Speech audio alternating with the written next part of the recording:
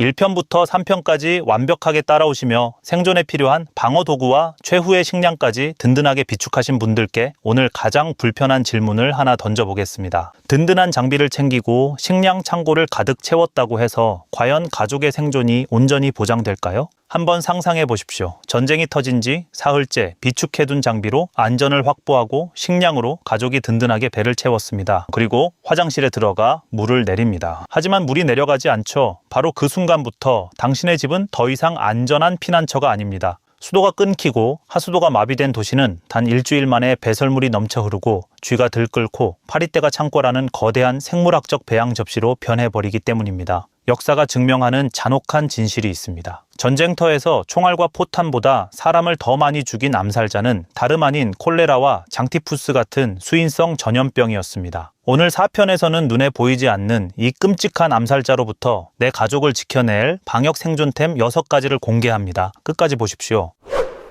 첫 번째 생존템은 바로 두꺼운 김장용 비닐입니다. 마트 주방용품 코너에서 단돈 몇천 원이면 살 수 있는 아주 흔한 물건이죠. 수도가 끊기는 순간 수세식 변기는 완전히 무용지물이 됩니다. 물이 내려가지 않으면 당장 오물이 쌓이게 되고 이 오물은 메탄가스와 황화수소를 내뿜으며 집안 전체를 오염시키기 시작합니다. 심지어 변기 주변에 번진 세균은 손잡이와 문고리를 거쳐 우리가 밥을 먹는 식탁까지 이동하죠. 이걸 막을 방법은 단 하나뿐입니다. 변기 시트를 올리고 그 안에 김장 비닐을 밀착시켜 씌운 뒤 볼일을 본 직후 단단히 밀봉해서 밖으로 내보내는 것입니다. 이것이 바로 이동식 간이 화장실의 핵심 원리입니다. 물론 여기서 반드시 주의하셔야 할 점이 있습니다. 우리가 흔히 쓰는 얇은 일반 쓰레기 봉투는 절대 안 됩니다. 무게를 버티지 못하고 찢어지는 순간 그 오물은 고스란히 바닥에 쏟아지며 돌이킬 수 없는 생물학적 재앙을 불러옵니다. 반드시 두께가 2배 이상인 김장용 비닐이어야 하고 50리터 이상 대형 제품을 확보하십시오. 무게도 가볍고 자리도 거의 차지하지 않지만 그 역할은 가족의 생사를 가릅니다. 배설물을 통제하지 못한 집단은 결국 전염병에 무너지고 말았다는 것, 그것이 수천 년 전쟁의 역사가 남긴 서늘한 교훈입니다. 자, 그렇다면 이미 바닥과 공기 속에 퍼지기 시작한 세균은 어떻게 태워버릴 수 있을까요? 두 번째 생존템이 그 해답을 쥐고 있습니다.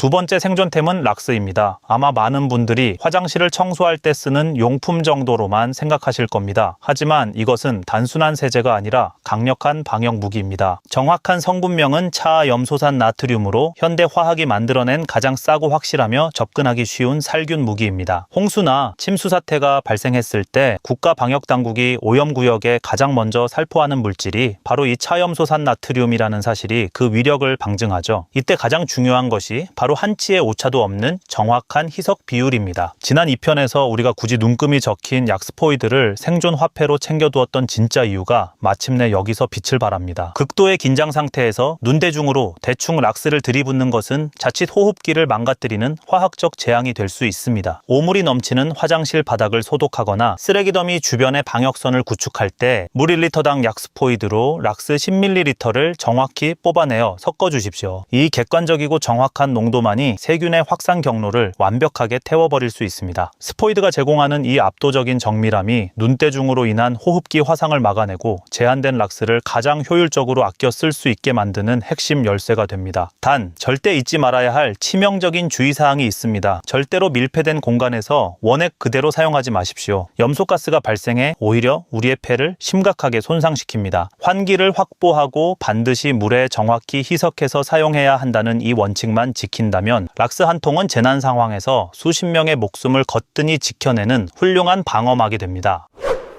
세 번째 생존템은 파리끈근이 트랩입니다. 혹시 방금 실소가 나오셨다면 그 웃음을 잠시 거두어 주십시오. 이 작은 테이프 하나가 생사를 나눕니다. 도시의 하수도가 마비되고 쓰레기 수거가 멈추면 불과 이틀 안에 파리 개체 수는 폭발적으로 늘어납니다. 파리 한 마리의 몸에는 수백 종의 치명적인 세균이 붙어 다니죠. 이 파리들은 바깥의 오물에 앉았다가 어느새 우리가 힘겹게 비축해둔 귀한 식량 위로 날아와 앉게 됩니다. 그 짧은 순간 이질균과 살모넬라균이 식량에 이식되고 그것을 먹은 가족은 곧바로 병이 날 수 있습니다. 맑은 물조차 귀한 단수 상황에서 배탈이 나면 결국 심각한 탈수로 사망에 이르게 됩니다. 식량을 지키는 일이 곧 파리를 막는 것과 직결되는 이유가 바로 여기에 있습니다. 그냥 살충제 스프레이를 쓰면 되지 않겠냐고 생각하실 수도 있습니다. 하지만 현실은 전혀 다릅니다. 밀폐된 공간에서 에어로졸 살충제를 지속적으로 뿜어대면 인체에 매우 치명적이며 특히 아이가 있는 공간에서는 절대 사용할 수 없습니다. 게다가 캔 하나 분량의 재고는 금세 바닥을 드러내죠. 반면 파리 끈끈이는 다릅니다. 전기가 필요 없고 독한 화학 물질을 공기 중에 뿜어내지도 않습니다. 그저 조용하고 느리게 하지만 쉬지 않고 끈질기게 파리를 잡아냅니다. 창문 옆이나 쓰레기 보관구역 근처 그리고 음식을 보관하는 공간 주변에 설치해 두면 됩니다. 롤타입 제품은 가격도 싸고 부피도 차지하지 않지만 그 효과는 가족의 장 건강을 든든하게 지켜줍니다. 자, 여기서 끝이 아닙니다. 오염된 환경에서 직접 작업을 해야 하는 절망적인 순간 여러분의 맨손은 지금 완전한 무방비 상태입니다.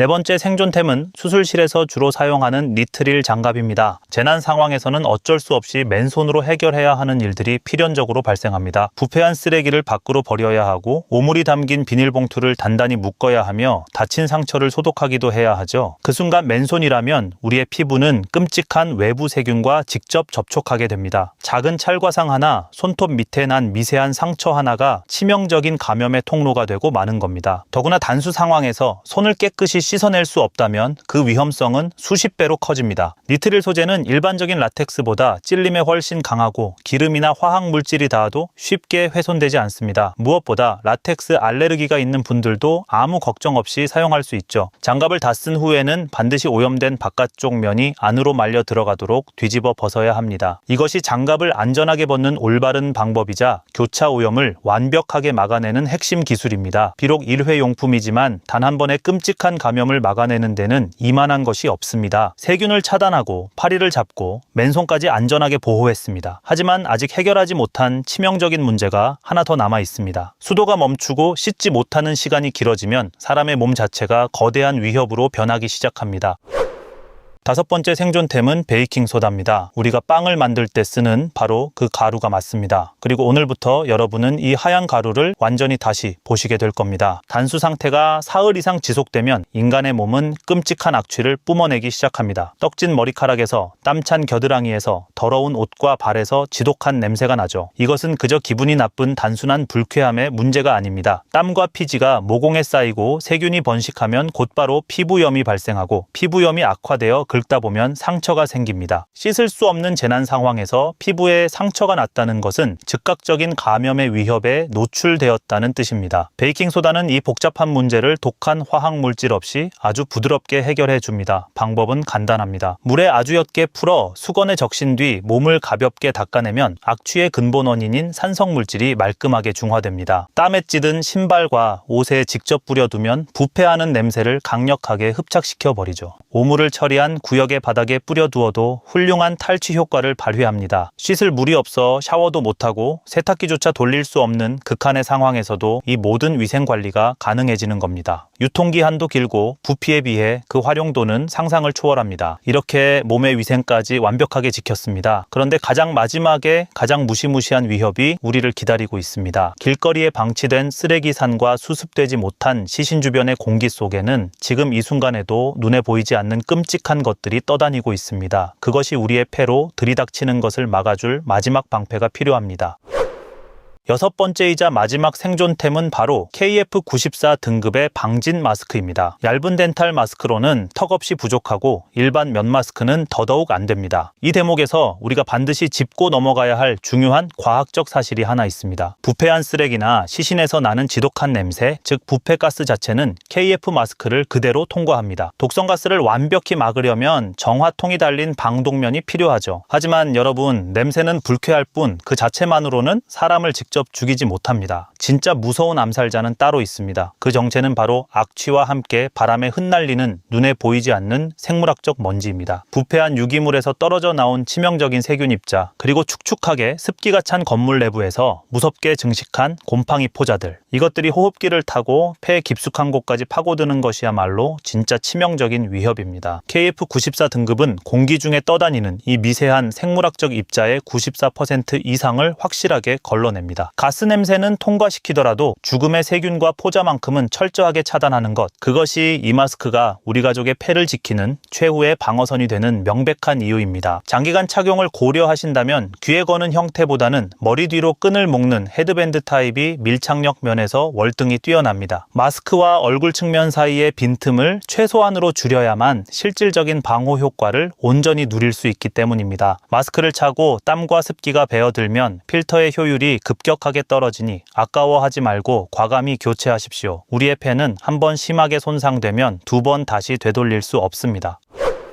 날아오는 총알은 피하면 되고 터지는 포탄은 엎드리면 그만입니다. 하지만 우리가 숨을 쉬지 않을 수는 없고 갈증을 참고 물을 마시지 않을 수는 없으며 매일같이 생리적인 배설을 멈출 수는 없습니다. 그것이 바로 이 눈에 보이지 않는 암살자가 역사 속에서 언제나 가장 많은 사람을 무참히 죽여온 이유입니다. 1편부터 3편까지 식량을 모으고 생존 배낭을 완벽하게 채우셨다면 이제는 그 든든한 요새를 전염병으로부터 지켜낼 두꺼운 방어막을 칠 차례입니다. 자, 그런데 여기서 마지막으로 아주 중요하고 뼈아픈 질문을 하나 던져보겠습니다. 만약 지금 이 순간 여러분의 머리 위로 진짜 미사일 공습 사이렌이 울린다면 무엇을 가장 먼저 챙기시겠습니까? 아마 10중 8구는 본능적으로 자동차 키를 거머쥐고 사랑하는 가족들을 태워 고속도로로 빠져나갈 궁리를 하실 겁니다. 하지만 분명히 경고합니다. 당신의 그 본능적인 선택이 가족을 가장 끔찍한 최후로 몰아넣게 될 것입니다. 꽉 막힌 도로 위에서 당신의 자동차는 꼼짝달싹 못하는 강철관이 되어버릴 테니까요. 그렇다면 귀를 찢는 사이렌이 울리는 그 짧은 찰나, 우리는 대체 어디로, 어떻게 뛰어야만 살 수 있는 걸까요? 다음 5편에서는 한반도에 전쟁이 발발했을 때 99%의 사람들이 착각하는 치명적인 피난의 진실과 우리 가족을 안전하게 숨겨줄 도심 속 최후의 벙커를 남김없이 공개합니다. 인사이트랩에 알림 설정을 켜두십시오. 그리고 지금 바로 댓글에 4편 확보 완료를 남겨주십시오. 그것이 당신이 내일을 살아남을 준비가 되어 있다는 가장 확실한 증거입니다. 오늘 이야기는 여기까지입니다. 감사합니다.